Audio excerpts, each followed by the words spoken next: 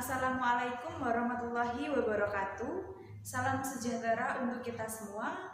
Dimanapun anak-anak berada, saya harap kita masih dalam keadaan sehat. Di masa pandemi seperti ini, saya harap anak-anak masih tetap memiliki semangat belajar. Untuk mengawali pembelajaran pada hari ini, mari kita berdoa menurut kepercayaan masing-masing. Berdoa dimulai. Berdoa selesai. Pada kali ini kita akan membahas tentang organisasi regional khususnya perdagangan bebas, meliputi AFTA, CAFTA, dan NAFTA. Melalui pembelajaran kali ini, saya harap anak-anak dapat menganalisis sejarah perkembangan organisasi regional khususnya perdagangan bebas dengan baik dan benar. Dalam kehidupan ekonomi, suatu negara tidak bisa berdiri sendiri. Kenapa? Karena butuh bantuan dari negara lain. Oleh karena itu, untuk memudahkan dalam kerjasama ini, dibentuklah suatu organisasi. Organisasi itu sendiri ada yang organisasi regional dan ada juga organisasi global. Nah, melalui video ini, kalian akan mengetahui organisasi-organisasi regional khususnya perdagangan bebas. Simak ya.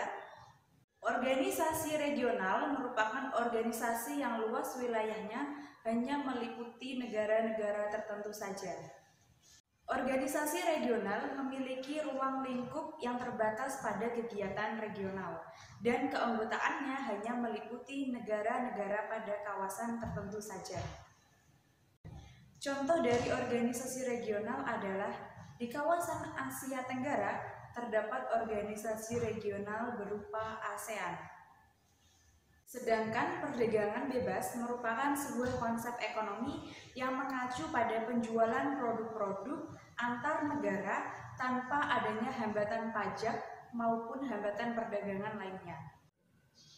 Melalui perdagangan bebas diharapkan peningkatan ekonomi suatu negara dapat tercapai sesuai dengan tujuannya. AFTA atau ASEAN Free Trade Area merupakan kesepakatan negara-negara yang ada di kawasan ASEAN untuk membentuk suatu organisasi di mana untuk meningkatkan perekonomian kawasan regional dengan menjadikan ASEAN sebagai basis produksi dunia.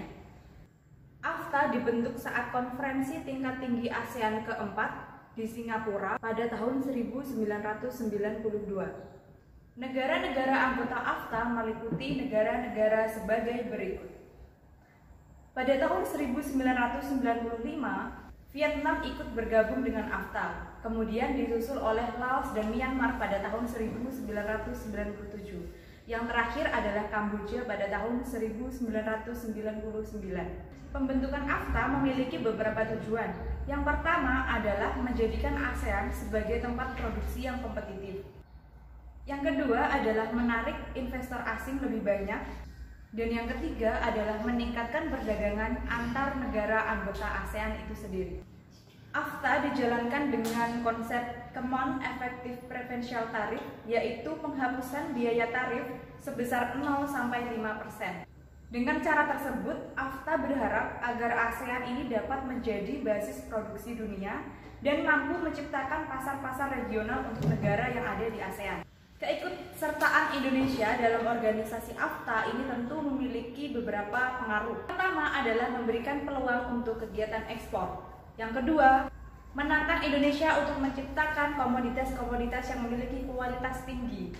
Yang ketiga adalah mendorong perekonomian dan para pelaku usaha tingkat kecil.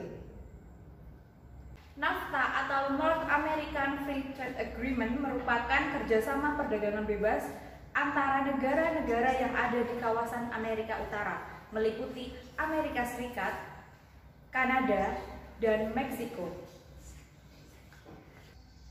Pembentukan NAFTA disepakati pada tahun 1992 dan baru dijalankan pada 1 Januari 1994. Pembentukan AFTA ini diawali dengan perjanjian antara Amerika Serikat dan Kanada untuk melakukan hubungan bilateral, kemudian disusul oleh Meksiko. Kerjasama antara Amerika Serikat dan Kanada dilatar belakangi oleh usaha untuk memperbaiki perekonomian Kanada, di mana pada saat itu di Kanada terjadi pengangguran besar-besaran. Selain itu juga pengusaha-pengusaha yang ada di Kanada mengalihkan investasinya ke negara Amerika Serikat. Pembentukan organisasi NAFTA ini memiliki beberapa tujuan. Yang pertama adalah meningkatkan peluang investasi, kemudian menciptakan persaingan yang sehat antar negara NAFTA, kemudian penghapusan hambatan perdagangan. Untuk mencapai tujuan tersebut, dilakukan penghapusan hambatan tarif dan non-tarif perdagangan, menciptakan wilayah perdagangan dunia, dan menciptakan berbagai produksi barang dan jasa. Organisasi yang terakhir adalah CAFTA, China ASEAN Free Trade Area, yang disepakati pada bulan November 2001. CAFTA merupakan kesepakatan antara China dan negara-negara yang ada di ASEAN untuk menciptakan kawasan perdagangan bebas. Bentuk kerjasama yang dilakukan organisasi CAFTA adalah dengan menghilangkan hambatan-hambatan baik tarif dan non-tarif, kemudian ketentuan investasi, dan peningkatan akses pasar jasa.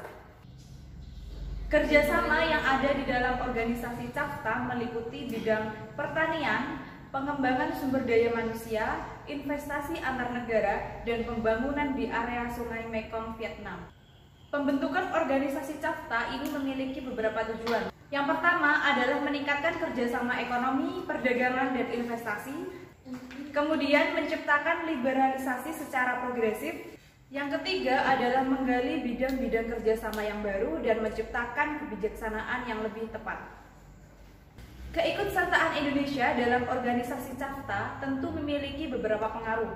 Yang pertama adalah terjadi defisit perdagangan. Liberalisme perdagangan mengancam konsumsi barang-barang dalam negeri. Kemudian, selain itu, CAFTA juga mempengaruhi masyarakat Indonesia menjadi masyarakat yang konsumtif. Baik anak-anak, itu tadi adalah penjelasan singkat tentang organisasi regional, khususnya perdagangan bebas. Cukup sekian dari saya, jika ada salah kata saya mohon maaf. Tetap jaga kesehatan, jangan lupa pakai masker dan sering cuci tangan. Terima kasih. Wassalamualaikum warahmatullahi wabarakatuh.